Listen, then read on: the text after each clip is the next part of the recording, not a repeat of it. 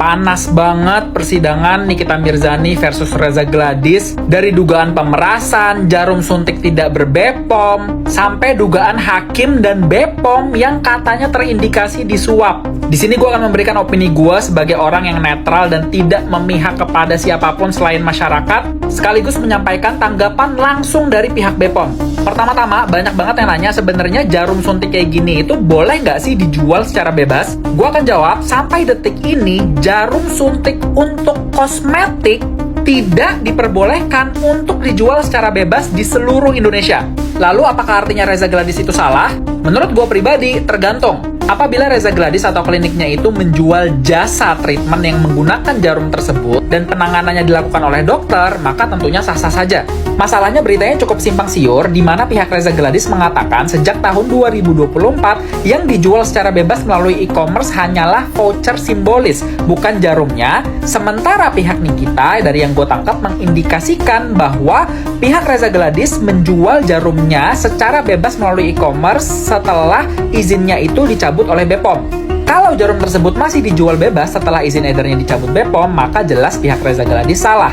Walaupun nampaknya pihak Reza Gladys memiliki sebuah pembelaan terkait keamanan jarum tersebut saat digunakan secara mandiri, di mana pihak Reza Gladys mengindikasikan treatment dengan menggunakan jarum tersebut tidak berbahaya dengan membandingkannya terhadap jarum insulin untuk penderita diabetes yang menggunakan jarum lebih panjang dan treatmentnya dilakukan secara mandiri. Menurut gue pribadi, perbandingan ini tidak masuk akal. Kenapa? Karena jarum insulin itu keperluannya adalah untuk masalah medis. Sementara jarum ribeskin atau microneedling itu adalah untuk keperluan kosmetik. Selain itu, cara pakainya pun beda, di mana jarum insulin itu disuntikan satu kali, sementara untuk microneedling itu berkali-kali. Dan pada intinya, yang bisa menentukan sebuah produk itu aman atau tidak itu BPOM. Jadi apabila menurut BPOM itu tidak aman, ya kita nggak bisa melangkahi keputusan BPOM. Selanjutnya, pihak Reza Gladys berargumen bahwa treatment yang menggunakan produk tersebut sudah dihentikan sejak Mei 2024. Namun, berdasarkan pengumuman dari pihak BPOM, izin edar untuk produk jarum tersebut telah dibatalkan sejak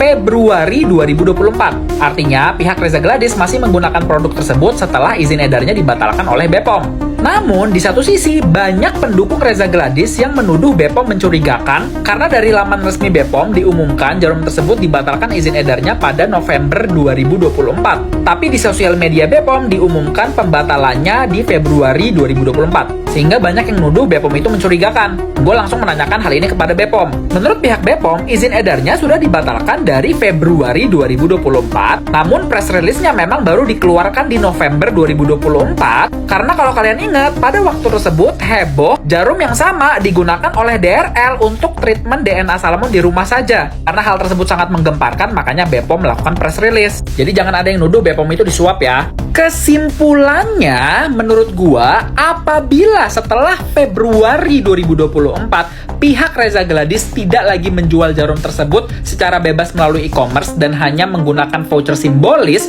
maka pihak Reza Gladys tidak salah. Namun, apabila jarum tersebut dijual secara bebas pasca Februari 2024 setelah izin edarnya dicabut oleh BPOM, maka pihak Reza Gladys salah.